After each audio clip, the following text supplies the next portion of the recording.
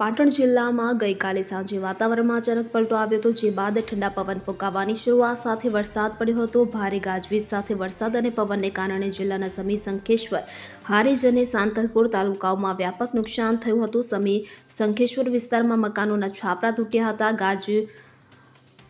દીનપુરા ગામમાં અનેક ઘરોના પતરા ઉડી ગયા હતા। ઉપલિયાસરા ગામે વીજ પોલ ધરાશાયી થયો હતો। હારીજમાં વીજ પુરવઠો ખોરવાતા અંધારપટ છવાયો હતો। સાંતલપુર વિસ્તારમાં વરસાદ અને ભારે પવનથી રણમાં સોલાર પ્લેટ્સને નુકસાન થયું હતું। મીઠાના અગરોને પણ નુકસાન પહોંચ્યું હતું। અગરિયા હિત રક્ષક મંચના પ્રમુખ ઘનશ્યામભાઈ ઝુલાના જણાવ્યા અનુસાર મીઠામાં 10% જેટલું નુકસાન થયું છે। અગરિયાને 40 થી 50 હજાર રૂપિયાનું નુકસાન થયું છે। તો શંખેશ્વર હાઈવે પર અનેક જગ્યાએ વૃક્ષો ધરાશાયી થયા હતા।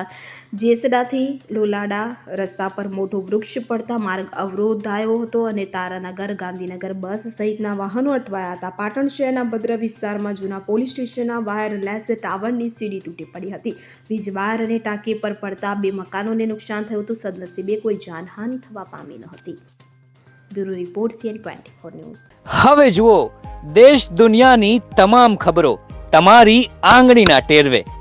ઉઠાવો મોબાઈલ અને Google Play Store પરથી ડાઉનલોડ કરો અમારી CN24 ન્યૂઝ મોબાઈલ એપ।